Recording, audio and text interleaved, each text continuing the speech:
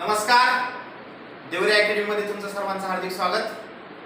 बघा, आजच्या ह्या व्हिडिओमध्ये आपण यूपीएससीच्या परीक्षा, त्याला आपण युनियन पब्लिक सर्व्हिस कमिशन असं म्हणत असतो, मराठीमध्ये केंद्रीय लोकसेवा आयोग, दरवर्षी यूपीएससी कोणत्या कोणत्या परीक्षा घेत असते त्यांचं वेळापत्रक आणि त्या परीक्षा कोणत्या कोणत्या असतात या परीक्षा आपल्याला आजच्या या व्हिडिओमध्ये बघायच्या। बघा, पहिली जी परीक्षा असणार आहे त्याला आपण म्हणत असतो सिव्हिल सर्व्हिसेस एक्झाम, सीएसई।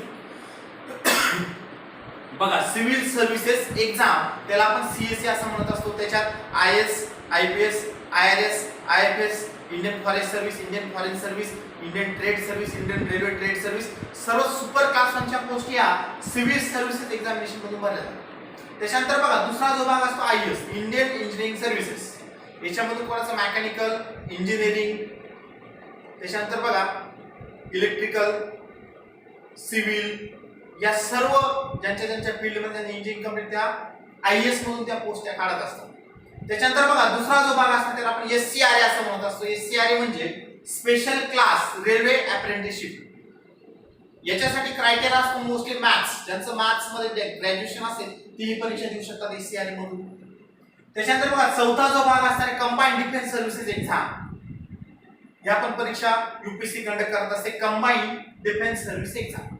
पाचवा जो भाग असतो त्याला आपण एनडीए म्हणत असतो। बघा, एनडीए नॅशनल डिफेन्स अकॅडमी, एनडीएचा क्रायटेरिया काय असतं, ज्यांचं 12वी झालेलं असेल असे स्टुडंट एनडीए ची परीक्षा देऊ शकतात। त्यांचा एजचा क्रायटेरिया 16 ते 19 वर्षाच्या आतले स्टुडंट परीक्षा देऊ शकतात। त्याच्यात बघा, एनडीएचे 3 विंग्स असतात, त्याच्यामध्ये आर्मी, नेव्ही आणि एअर, या 3 विंग्स मध्ये तुम्ही सिलेक्शन होऊ शकता। त्याच्यामध्ये बघा, ज्यांचं आर्मी बीए बीकॉम झाला असेल असे लोक आर्मीसाठी ट्राय करू शकतात। ज्यांचं सायन्स बॅकग्राऊंड असेल, फिजिक्स आणि मॅथ्स, ते लोक नेव्ही आणि एअर साठी ट्राय करू शकतात।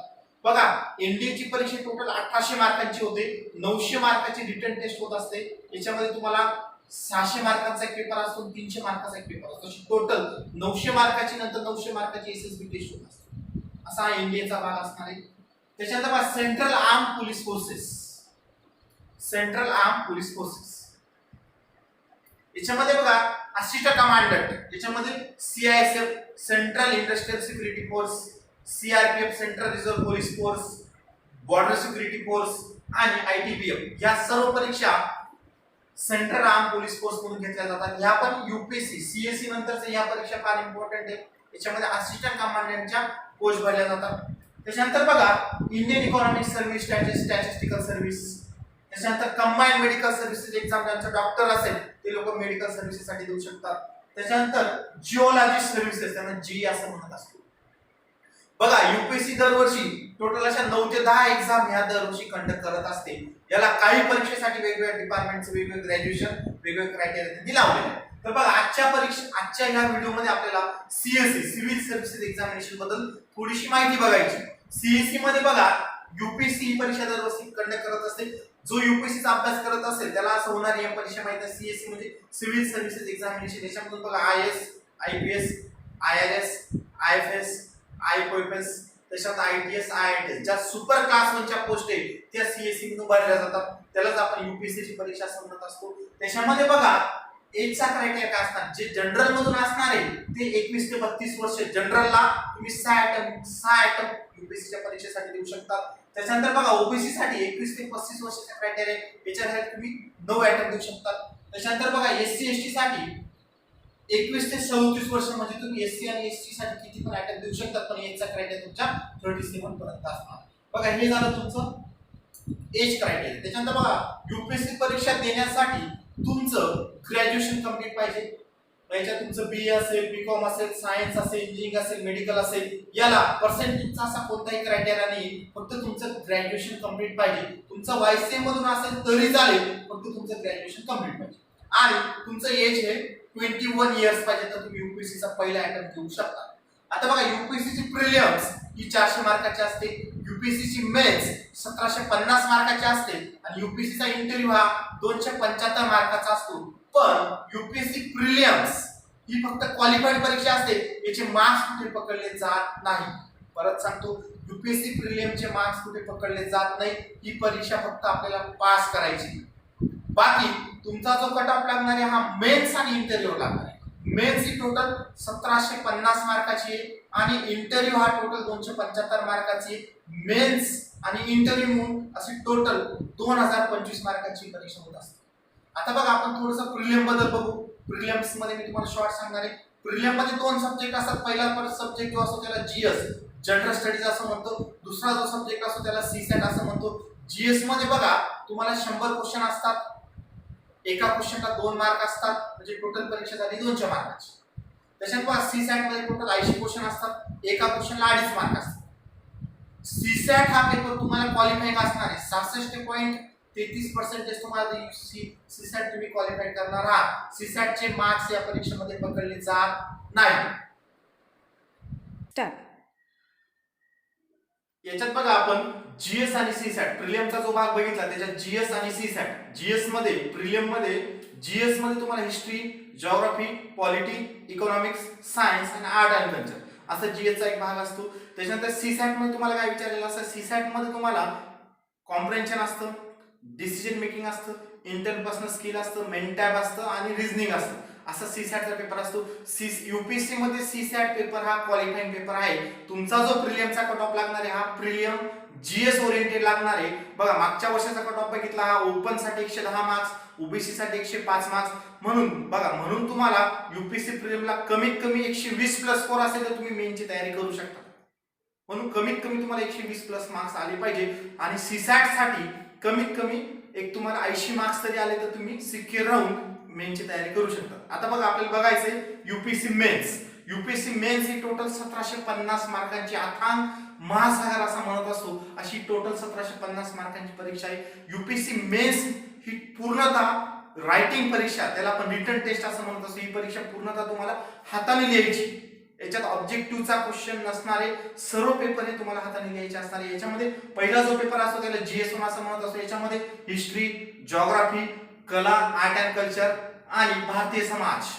याच्यामध्ये बघा 40 ते 50% क्वेश्चन मागच्या वर्षी भारतीय समाजात विचारलेले. त्याच्यात तुम्हाला 10 क्वेश्चनला एक क्वेश्चन असेल तर त्याच्यासाठी तुम्हाला 150 शब्द लिहावे लागतील. 15 मार्क्सला एक क्वेश्चन असेल त्याच्यावर तुम्हाला कमीत कमी 250 शब्द तरी लिहावे लागतील. त्याच्यानंतर बघा जीएस2 जो असणार आहे त्याच्यामध्ये पॉलिटी, भारतीय राज्यघटना आपण असं म्हणत असतो, आयार इंटरनॅशनल रिलेशनशिप, त्याला आंतरराष्ट्रीय संबंध असं म्हणत असतो. त्याच्यानंतर प्रशासन हा भाग जो झाला जीएस2 मध्ये असणार आहे. त्याच्यानंतर बघा जीएस3 मध्ये तुम्हाला इकॉनॉमिक्स, सायन्स, टेक, इनोव्हेट आणि ऍग्रीकल्चर असा मिक्स हा सब्जेक्ट असणार आहे. जीएस3 मध्ये सर्वात कमी मार्क्स जीएस3 मध्ये येत असतात. त्याच्यानंतर बघा जीएस4 मध्ये तुम्हाला इथिक्स, इंटिग्रिटी आणि ऍप्टिट्यूड, त्याला आपण नीतिशास्त्र असं म्हणत असतो. याच्यामध्ये 50% तुम्हाला केस स्टडी असतात. 50% तुम्हाला केस स्टडी मधून अभ्यास करायचा असतो. असा हा भाग असतो. याच्यामध्ये बघा प्रत्येक जीएस साठी 250 मार्काचा एक पेपर होत असतो. टोटल जीएस साठी जनरल स्टडीज 1 ते जनरल स्टडी 4 1000 मार्कचा हा पेपर होत असतो. 250 असे टोटल 1000 मार्क्स साठी तुम्हाला पेपर लिहायचे असतात. हे झाले जीएस बद्दल. त्याच्यानंतर बघा हे झाले 4 सब्जेक्ट. त्याच्यानंतर असणार आहे तुम्हाला एसे रायटिंग. एसे 2 टाइपचे एसे तुम्हाला लिहायचे असतात. याच्यामध्ये एक एसे 125 मार्क आणि दुसरा एसे असतो तो 125 मार्क, असे टोटल 250 मार्काचे एसे असतात. त्याच्यानंतर बघा ऑप्शनल सब्जेक्ट पेपर 1 आणि पेपर 2. ऑप्शनल सब्जेक्ट मध्ये तुम्हाला पहिला जो पेपर 1 असतात तो 250 मार्कांचा, पेपर 2 जो असणार आहे 250 मार्काचा, असे टोटल 500 मार्काचा एक ऑप्शन. बघा टोटल 51 ऑप्शनल सब्जेक्ट. 51 पैकी तुम्ही कोणता पण ऑप्शनल सब्जेक्ट घेऊ शकता. तुम्ही पबॅड घेऊ शकता, पबॅड नंतर तुम्ही हिस्ट्री, जिओग्राफी, पॉलिटी कोणता तरी सब्जेक्ट तुम्ही ऑप्शन म्हणून सिलेक्ट करू शकता. पबॅड घेऊ शकतात. याच्यामध्ये बघा तुम्ही जीएस कनेक्टेड पण घेऊ शकतात किंवा तुमचं ग्रॅज्युएशन त्या विषयात असेल तुम्ही तोही ऑप्शन म्हणून घेऊ शकतात. ऑप्शनल साठी टोटल 500 मार्क्स. आधी 2012 च्या आधी 2 ऑप्शनल सब्जेक्ट असायचे, पण आता सध्या एकच ऑप्शन असतो. तुम्ही कोणता पण एक ऑप्शनल सब्जेक्ट तुम्ही घेऊ शकता. टोटल ऑप्शनला 500 मार्क असणार आहे. त्याच्यानंतर बघा इंग्लिश आणि त्याच्यामध्ये बघा इंग्लिश 2 सब्जेक्ट असतात क्वालिफाईंग सब्जेक्ट. त्यांना आपण म्हणत असतो एक सब्जेक्ट असतो 300 मार्क्सला इंग्लिश. इंग्लिश या विषयात तुम्हाला पेपर फक्त क्वालिफाईंग करायचा असतो. त्याच्यानंतर एक विषय असतो तुम्ही कोणती तरी लँग्वेज घेऊ शकता. आपल्या ज्या भारतीय कॉन्स्टिट्यूशन मध्ये 22 लँग्वेज आहे त्याची कोणती तरी एक लँग्वेज घेऊन तुम्ही त्या लँग्वेज मध्ये उदाहरणार्थ हिंदी घेतली तर हिंदी हा विषय तुम्हाला क्वालिफाईंग करावा लागेल. त्याच्यानंतर इंग्लिश हा सब्जेक्ट तुम्हाला क्वालिफाईंग करावा लागेल. हा पेपर दोघांना 300 मार्कांचं वेटेज असतं. या 300 पैकी तुम्हाला मिनिमम 75 मार्क्स आले तर तुम्ही हे दोन्ही विषय क्वालिफाईड झाल्यानंतरच तुमचे पुढचे विषय सब्जेक्ट तुमचे 4 जीएस चे पेपर चेक होतात. समजा तुम्ही इंग्लिश आणि हिंदी हे दोन्ही पेपर क्वालिफाय झाला नाही तर तुमचे जीएस चे पेपर चेक होत नाही. म्हणून आधी इंग्लिश आणि हिंदी हे दोन पेपर क्वालिफाय तुम्हाला करावे लागतात. क्वालिफाईंग पेपरला तुम्हाला 25% मार्क्स आले पाहिजे, म्हणजेच 300 पैकी कमीत कमी 75 मार्क्स आले तर तुम्ही हे दोन्ही विषय क्वालिफाय करू शकता. म्हणजेच बघा, यूपीएससीच्या मुख्य परीक्षेमध्ये एकूण 9 सब्जेक्ट असतात. 9 सब्जेक्ट मध्ये पहिला सब्जेक्ट असणार इंग्लिश 300 मार्क्स, हिंदी 300 मार्क्स. हे विषय क्वालिफाईंग यांचे मार्क्स पकडले जात नाही. त्याच्यानंतर GS1, GS2, GS3, GS4 प्रत्येक विषयाचं वेटेज असणार 250 मार्काचे टोटल. GS1 ते GS4 1000 मार्क्स. त्याच्यानंतर एसे रायटिंगला पेपर 1 आणि पेपर 2 असे टोटल 250 मार्क्स. त्याच्यानंतर ऑप्शनल 1 आणि ऑप्शनल 2 टोटल 500 मार्क्स. तुम्ही 51 सब्जेक्ट पैकी कोणता पण एक ऑप्शन सिलेक्ट करू शकतात. अशी टोटल यूपीएससी मुख्य परीक्षा 1750 मार्कांचे रायटिंग पेपर असतात. यूपीएससी मुख्य परीक्षा टोटल 5 दिवस चालत असते.